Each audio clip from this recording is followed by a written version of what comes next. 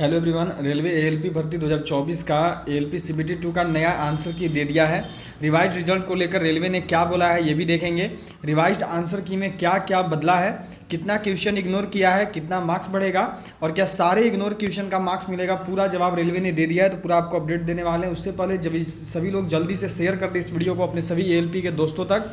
उसके साथ साथ सभी लोग लाइक बटन जल्दी से प्रेस करेंगे और अगर चैनल पर पहली बार हो तो जल्दी से सभी सब्सक्राइब कर दो और बेल आइकन को ऑल पर सेट कर दो ताकि और भी आपको रेलवे के अपडेट्स ऐसे ही मिलती रहे।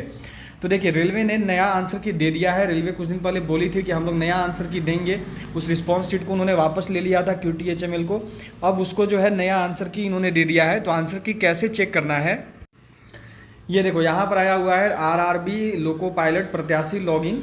इसमें आप यहाँ पर जो है अपना पंजीकरण संख्या जो आपका रजिस्ट्रेशन नंबर था RRB ALP का उसको डालकर और फिर उसका पासवर्ड में अपना डेट ऑफ बर्थ डालना है। यहाँ पर दिन, यहाँ महीना, यहाँ साल।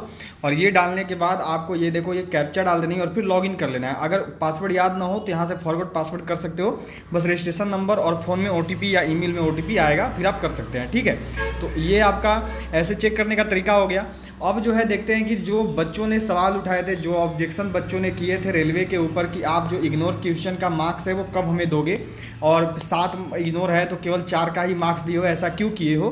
तो इसका जवाब भी रेलवे वालों ने यहाँ पर दिया हुआ है, देख सकते हो आप सभी यहाँ पर। तो रेलवे ने अपने RRB की ओर से notice for questions ignored for specific trade short listing for CBST CEN 1/24 assistant loco pilot. पहला बार ऐसा हुआ है कि किसी डिपार्टमेंट ने ये बताया है कि कहाँ कहाँ क्वेश्चन गलत है और कहाँ कहाँ हमने उसे निकाला है। तो ये रेलवे का काफ़ी अच्छा स्टेप है जिससे बच्चों की समझ में आ जाएगा कि कहाँ से दिक्कत हुआ था, कहाँ से ये बच्चे के मन में डाउट आया था।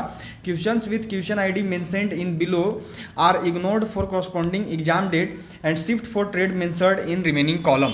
अच्छा, सबको पता है कि जो दिक्कत हुआ था वो CBT 2 का पार्ट 2 ट्रेड पेपर में सबको हुआ था, क्योंकि किसी का 7 इग्नोर दिखा रहा था पर मार्क्स बढ़ा था 3 ही, किसी का 4 इग्नोर दिखा रहा था पर मार्क्स 1 बढ़ रहा था। तो इस पर सभी सवाल कर रहे थे, तो उसी का जवाब रेलवे ने देखो दे दिया है।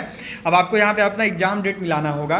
यदि आपका 2 मई को एग्जाम डेट था और यदि उसका क्वेश्चन ID ये है शिफ्ट 1 का, तो वो गलत था। गलत क्यों था? क्योंकि out of syllabus of machinist trade. देखो ये काफ़ी अच्छी बात है कि ये मान रहे हैं कि हमने मशीनिस्ट ट्रेड के सिलेबस से बाहर का क्वेश्चन दिया था जिससे हम आपको 1 नंबर एक्स्ट्रा दे रहे हैं। तो ये काफ़ी अच्छा बात है रेलवे के एक कदम में।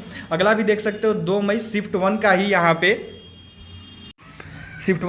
पे दिया हुआ है, जिसमें इन्होंने कहा है कि out of syllabus of machinist trade. ये भी हमारा हो गया था। तो 2 क्वेश्चन 2 मई के शिफ्ट 1 के हो गए। तो जिनका भी मशीनिस्ट ट्रेड था उनके लिए काफ़ी अच्छा है, उनका 2 मार्क्स यहाँ पर पेपर 2 का ऑटोमेटिक बढ़ चुका है।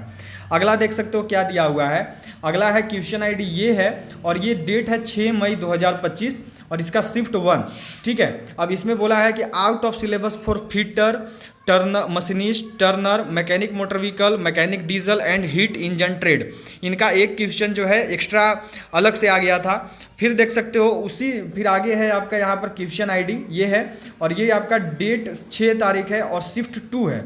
और शिफ्ट 2 में भी वही हुआ था, out of syllabus for fitter machinist Turner mechanic motor vehicle mechanic diesel और हीट इंजन ट्रेड का जो क्वेश्चन है वो अलग था, वो आउट ऑफ सिलेबस था। अब उसी में देखोगे यहाँ पे आपका, तो ये हो गया क्वेश्चन ID, इसमें 2 मई 2025 का डेट का और शिफ्ट 1। अब देख सकते हो शिफ्ट 1 का टोटल 3 क्वेश्चन एक्स्ट्रा है। तो जिसका भी 3 क्वेश्चन में गया है उनका 3 नंबर ऑटोमेटिक बढ़ गया पेपर 2 का। तो इनके लिए काफ़ी अच्छा है, उनको 3 नंबर ज़्यादा मिल चुका है और लगभग वो पास कर चुके होंगे।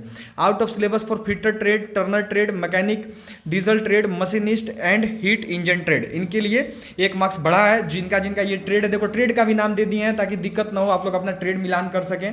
अगला है देखो क्वेश्चन ID ये 2 मई का और शिफ्ट 2। अब बताए हैं कि आउट ऑफ सिलेबस था फिटर ट्रेड के लिए, टर्नर के लिए, मैकेनिक डीजल के लिए एंड आपका जो है हीट इंजन ट्रेड के लिए, वो सिलेबस से बाहर का क्वेश्चन इन्होंने दे दिया था।